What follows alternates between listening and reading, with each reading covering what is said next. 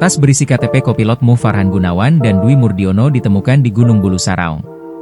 Tim SAR menemukan tas berisi dompet dan kartu identitas korban pesawat ATR 42500 di Gunung Bulu Saraung, Pangkep, Sulawesi Selatan, Senin, 19 Januari 2026, malam. Tas kemudian diserahkan ke Posko SAR Aju Desa Tompo Bulu, Kecamatan Baloci pukul 19.20 WITA. Selain tas, pelampung darurat kuning dalam pesawat tanpa terbakar juga diserahkan. Adapun KTP yang ada dalam dompet bernama Mu Farhan Gunawan. Dalam data manifest pesawat atau korban, Mu Farhan Gunawan adalah kopilot beralamat di Jalan Sultan Hasanuddin, Luwu Timur. Ada juga KTP bernama Dwi Murdiono, beralamat Bogor, Jawa Barat.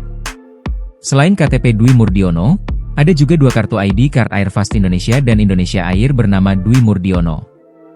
Dwi Murdiono diketahui bagian dari awak pesawat. Ada juga beberapa kartu debit ATM dan beberapa lembar uang rupiah. Selain itu, juga ditemukan dalam tas yang sama pistol flare gun berwarna orange hitam.